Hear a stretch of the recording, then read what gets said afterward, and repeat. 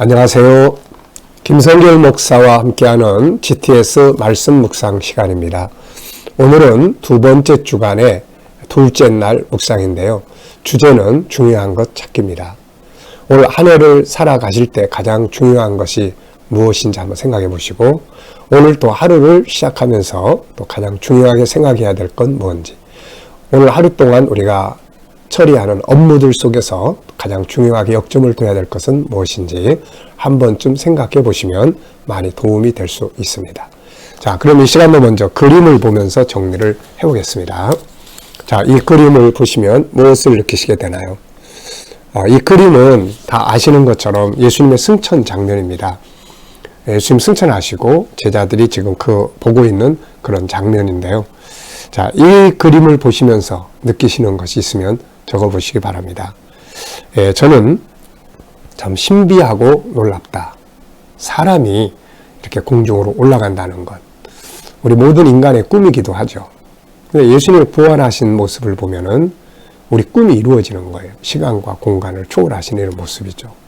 그래서 예수님 재림하실 때 우리도 다 이렇게 변화돼서 올라가게 되는 거거든요. 그래서 참 신비하고 놀랍다. 이제 이런 생각을 좀 적어봤고요. 또 한 부분은 제자들의 당황스러운 모습. 또 이걸 좀 생각을 해봤어요. 제자들은 사실 유다 왕국 건설을 위해서 예수님 따라다녔거든요. 근데 예수님 십자가에 죽으시고 나서 그들은 이제 꿈이 깨졌구나 이렇게 생각했다가 예수님 다시 부활하셔서 그 꿈이 다시 살아난 거죠. 그래서 사도행전 1장에서는 예수님께서 이제 승천을 앞에 놓고 계실 때 제자들은 그때까지도 이스라엘을 회복하는 것이 이때입니까? 계속 이스라엘의 회복에 대해서, 다윗 왕국 건설에 대해서 계속 질문을 했던 거죠. 그런 제자들을 앞에 놓고 예수님께서 올라가시니까 제자들이 얼마나 당황스러웠을까 하는 그런 느낌을 좀 적어봅니다. 자, 두 번째는 이제 분석입니다. 보이는 부분과 보이지 않는 부분, 항상 우리가 보이지 않는 부분들에 더 마음을 쏟아서 새로운 걸 찾고 새로운 방법을 찾아내는 것, 이런 것들이 삶을 발전시키게 되는 겁니다. 자, 그래서 눈에 보이는 부분은 승천하시는 예수님, 하늘, 구름, 이걸 바라보는 제자들과 또 사람들의 모습이고요. 보이지 않는 부분, 숨겨진 부분은 앞서 말씀드린 것처럼 승천의 비밀. 네, 어떻게 하늘로 올라갈까? 승천의 비밀. 또 제자들의 마음 상태. 꿈이 깨지고 예수님 올라가실 때 이들의 마음 상태. 그리고 예수님께서 올라가시면서 주셨던 마지막 말씀. 그리고 또 올라가신 다음에 예수님은 뭐 하고 계실까? 네, 승천하신 다음에 주님은 어떤 사역을 하고 계시는가? 또 이런 거. 이 자리에 있던 제자들은 또 어떻게 됐나? 그래서 떠난 사람도 있고, 이제 꿈이 다 깨졌어. 빨리 고향으로 가서 일이나 하자. 그리고 떠난 사람들. 또 그러면서도 예수님이 남으라고 그랬으니까 끝까지 남아있던 또 이 남은 사람들의 모습들. 이들이 결국 오순절의 주인공이 된 거죠. 자, 이렇게 이제 다양하게 보이지 않는 부분들이 이 그림과 관계돼서 있습니다. 자, 그리고 이제 세 번째는 그림에서 가장 중요한 것은 무엇인가요? 네, 그림에서 이 그림을 보면서 가장 중요한 것. 네, 저는 두 가지를 적었는데요. 하나는 약속대로 이루어진 승천. 네, 이 승천이 우연이 된 게 아니거든요. 이미 구약 성경에 또 예수님께서 미리 다 말씀하신 내용이 그대로 이루어진 거거든요. 그리고 두 번째는 약속대로 다시 오실 것이다. 승천이 약속대로 된 것처럼 재림도 약속하신 대로 다시 오실 것이다 하는 것을 생각을 해보게 됩니다. 자, 네 번째는 이제 그림을 보고 떠오르는 것들, 기억력을 좀 향상시키는 코너예요. 그래서 그림 보고 떠오르는 이야기, 사람, 성경을 적어보는 것입니다.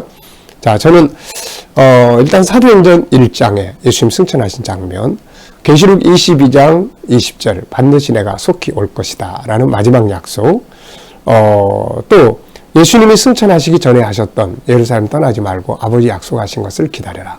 성령, 그리고 너희들이 성령이 너희에게 임하시면 권능을 받고 내 증인이 될 거다 하는 선교적 사명이죠.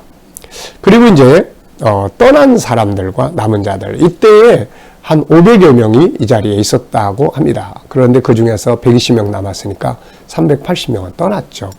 근데 이들은 이제 다 잊혀진 자들이 됐고 남은 자 120명이 오순절의 주인공들이 된 것입니다. 자, 이 그림과 나와의 관계는 어떤 연관성이 있는지 생각을 해봤습니다. 하나는 다큐멘터리 찍을 때 예루살렘을 방문을 해서 승천한 자리라고 하는 곳에 기념교회라는 것을 세워놨습니다. 그래서 그것도 한번 가보고 또 오순절 성령이 임재하셨던 그 집도 한번 가보고요.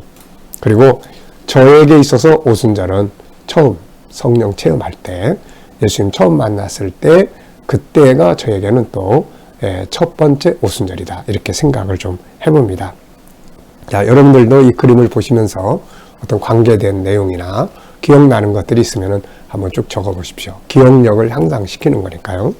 자, 다섯 번째는 이제 그림을 상상해서 그려보는 건데요. 이 그림을 가운데 두고 앞부분과 뒷부분을 한번 그려보는 거예요. 저는 앞부분은 이제 예수님께서 승천하시기 전에 제자들하고 모여서 말씀하시는 내용. 아버지 약속한 걸 기다려라. 성령 임하시면 너희들이 예루살렘, 유다, 사마리아 땅끝까지 내 증인이 돼야 된다. 뭐 이런 말씀들을 쭉 하시는 내용을 그려볼 수 있을 것 같고요.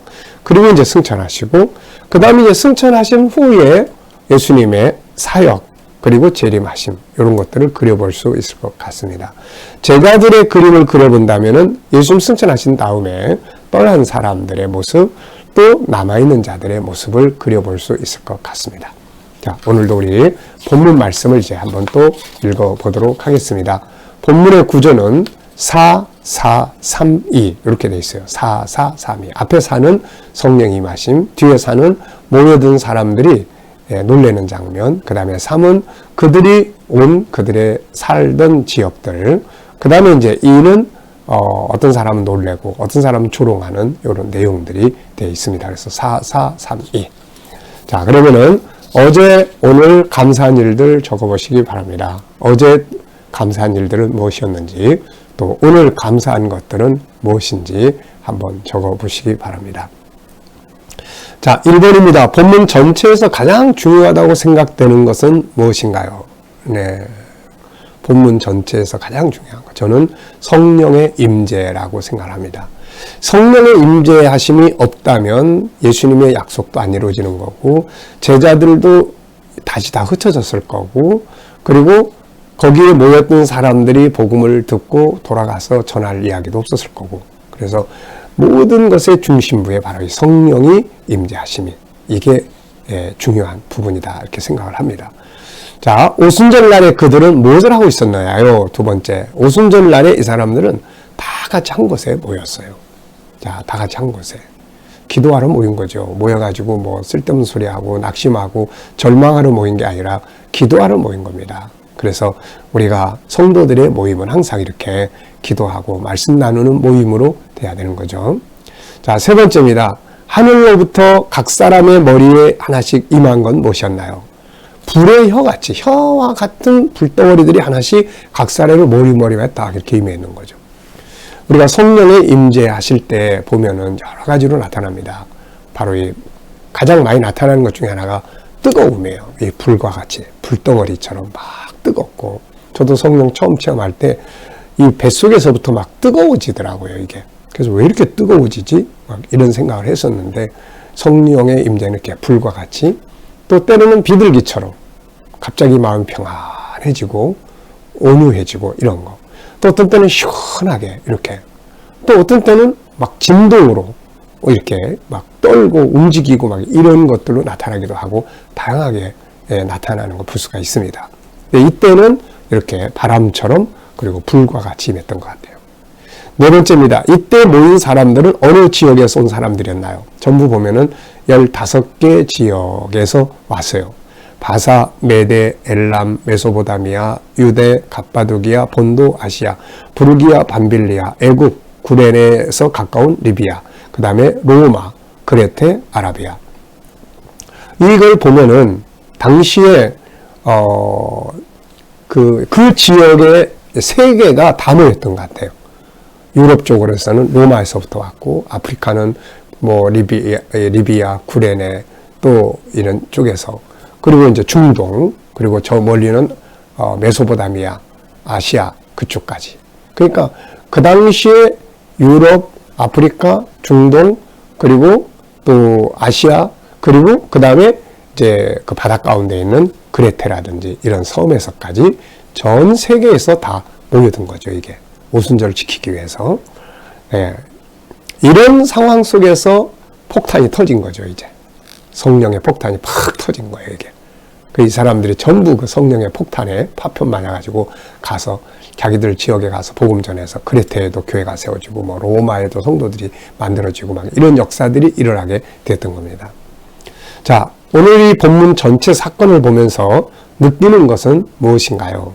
자, 무엇을 느끼시나요? 전체 사건.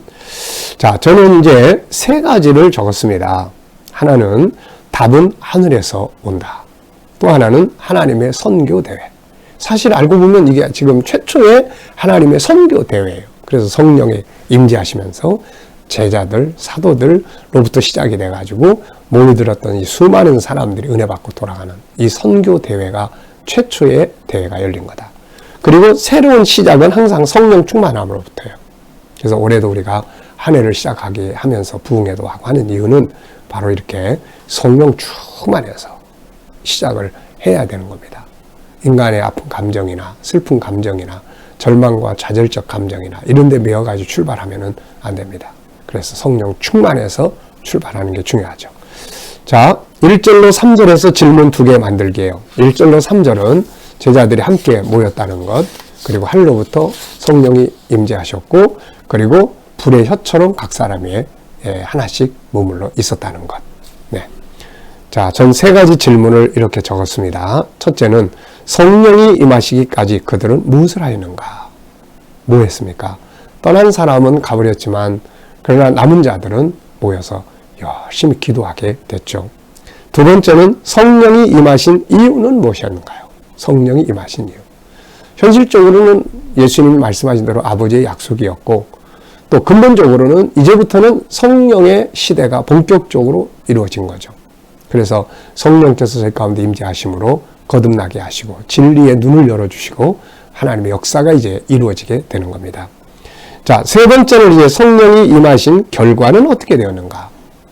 제자들 완전히 그 방황하던 것이 이제 다 안정되고 답을 찾았고 뭘 해야 될지를 알게 되었고, 그리고 능력들이 나타나기 시작했고 복음이 막 전파되기 시작을 했고, 그래서 여기에 모인 사람들이 다 선교사가 돼버린 거죠. 이게 성령의 역사는 참으로 개인뿐만 아니라 이렇게 놀라운 역사들을 이루어 갑니다.